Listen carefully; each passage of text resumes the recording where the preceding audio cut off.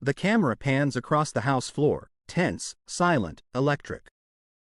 Every pair of eyes in the chamber turns toward the Speaker's podium as Mike Johnson clears his throat, gavel in hand, his expression sharp and deliberate. "The House will come to order," he says, his voice echoing through the chamber. The members settle, but there's a current of unease in the air. The topic is explosive, the stakes higher than ever. Representative Jasmine Crockett, known for her fiery eloquence and fearless truth-telling, sits poised at her desk, eyes steady, papers neatly stacked in front of her. She knows what's coming. Everyone does. The confrontation that had been simmering for weeks is about to erupt, live, unfiltered, and in front of the entire nation.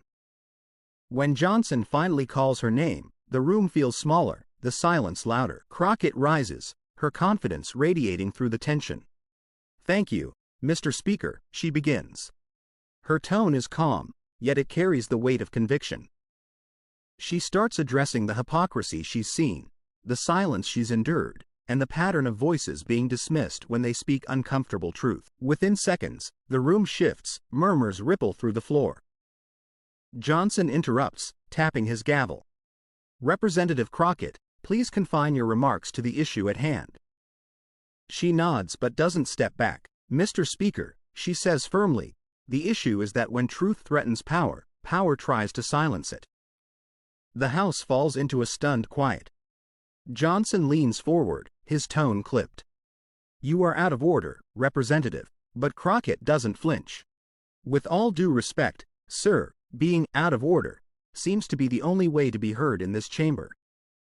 A wave of gasps and quiet applause breaks through before the gavel slams again. "Order!" Johnson shouts, his voice rising. "You will yield the floor or face removal." The tension tightens. Cameras zoom in.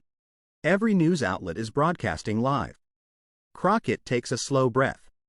"Remove me if you must," she says, "but you cannot remove the truth. You cannot silence millions of Americans who sent me here to speak for them." The murmurs swell into shouts. Some members on her side rise in protest, others shout for decorum. Johnson calls for security to restore order, but before they can move, several representatives, both Democrats and a few Republicans, stand and call out, "Let her speak." What happens next changes the tone of the entire chamber. One by one, lawmakers begin to stand, until nearly half the House is on its feet. The chants grow louder, "Let her speak. Let her speak," echoing through the marble halls. Johnson's expression shifts, his control is slipping. He looks around, realizing that this moment is spiraling far beyond procedure. It's now a battle over principle, over democracy itself. Crockett steps closer to the microphone, her voice unwavering.